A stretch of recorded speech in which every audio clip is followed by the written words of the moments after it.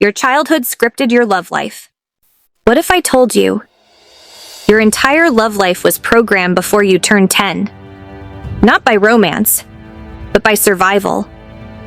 We all like to think we choose how we love. But the truth is, most of us are just repeating emotional patterns on autopilot. How you respond to silence, how you handle closeness or conflict, even how long you take to text back. It all goes back to how your nervous system was shaped as a child. Marriage and family therapists, Milan and Kay Yurkovich, call this your love style. It's not your love language. It's deeper than that. It's the unconscious emotional blueprint that silently shapes every relationship you enter. Let's walk through the 5 core love styles and reveal how each one quietly runs your love life behind the scenes. 1. The pleaser. If you grew up with critical or emotionally unpredictable parents, you probably became a pleaser. You learned to read the room, stay small, and avoid rocking the boat. You became hyper-aware of others' moods. You anticipated needs before they were spoken. You learned that staying agreeable kept you safe. Now, you chase approval. You overextend. You smile through discomfort. You say yes when you want to say no. You try to be easy to love by never being a problem. But deep down, you're exhausted. You're tired of shrinking to keep the peace. And when things get too hard, you run. Because you've been trained to believe peace is your job. Healing starts when you realize peace isn't your responsibility. Honesty is. The people who truly love you don't need you to be perfect. They need you to be real. 2. The victim. Victims come from chaos, abuse, neglect. They survive by disappearing, checking out, making themselves small to avoid the storm.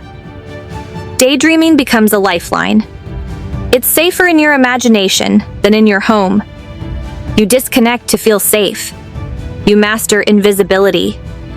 As adults, victims often attract controlling partners because that feels familiar. It recreates the same power dynamic you once survived. Strangely, calm love feels boring, even fake. You might even sabotage peace because your nervous system is wired for unpredictability. The work? Come back into your body. Speak up. Trust that stability doesn't always come with strings. Healthy love can feel foreign until it starts to feel safe. And it can feel safe. 3. The controller. If no one protected you as a child, you became your own shield. You took charge, took control, took zero risks. You learned that vulnerability was dangerous. So you locked it down. Controllers avoid vulnerability at all costs. You lead, you manage, you anticipate everything. You don't allow chaos because you once lived in it. Anger? That's just fear with armor on. But here's the hard part. That same control that kept you safe now keeps love out. You don't let people in. Not really. You only feel safe when you're in charge. But love isn't control. It's surrender. Let go. Let someone show up for you. Let someone hold you, not just your plan. 4. The vacillator. Vacillators lived in emotional whiplash. Caregivers were hot and cold, sometimes loving, sometimes gone. Your attachment was inconsistent. So now you crave closeness like oxygen, but fear, rejection, like death. You idealize, then panic. You search for signs you're being left. Even when no one's leaving, you replay conversations. You test your partner's loyalty. You don't trust the love will stay, so you push and pull. It's exhausting. You're healing? Slow down. Pause the spiral. Stay present. Don't fuse your present partner with your past pain. They're not the same. You're not the same. Safe love grows slowly, and it stays. 5.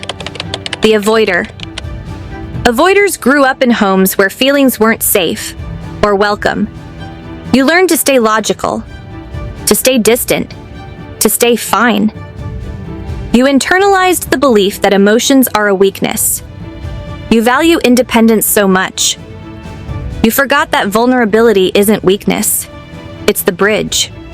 It's the very thing that creates connection. Emotionally, you're ice on the surface, but you're fire underneath. You feel, you just don't show it, because no one ever showed you how. It's time to let someone see it. Not all closeness will burn you. Some will heal you. Here's the truth. You didn't choose how you love. So, which love style hit home for you? Drop it in the comments. No shame, no labels. Your story might help someone feel less alone. We heal in community. We learn through reflection. You might give them the language they've been missing. Subscribe to Unwired Mind for grounded, honest psychology that actually helps.